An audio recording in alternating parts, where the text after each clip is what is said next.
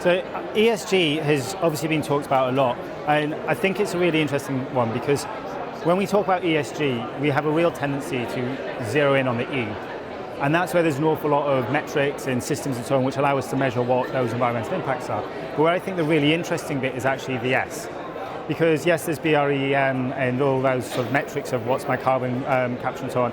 And that's great, we can quantify that and we should all be doing better and carry on doing that. But on the social side, we've started building out a objective score which allows you to measure what the impact is on the ground of your assets. So we can start saying, you want to build an extension and the community's pushing you in order to, or the council's pushing you to say, okay, we need a new school. Well, we can actually quantify that and say, actually, what this community really needs is green space.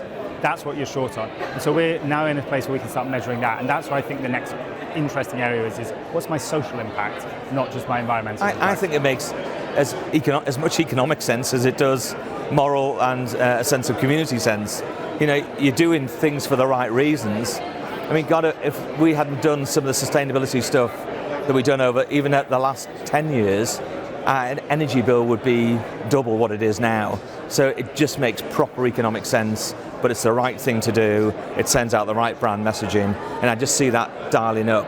I think self-generation is going to be a more critical component as things move on, because some of the efficiency stuff that you're doing, it's a marginal gain thing even now, but then doing some proper self-generation pieces, I think could be truly self-sustaining for an asset where it generates its own energy with its own environment.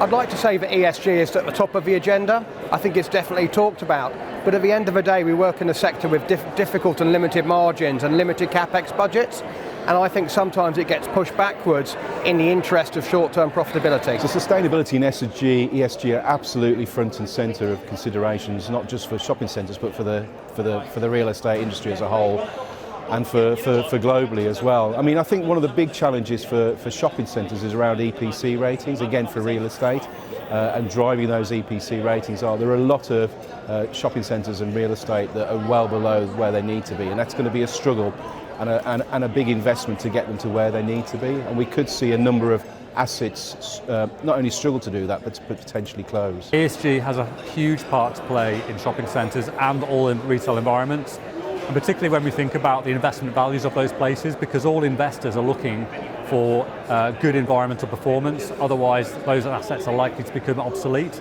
The other really interesting dynamic is with social value and actually social impact, and not just thinking about what those schemes can give back to the communities, but actually in doing so, what that means they get back in terms of the investment value by bringing people and creating more footfall has a huge part to play in the future.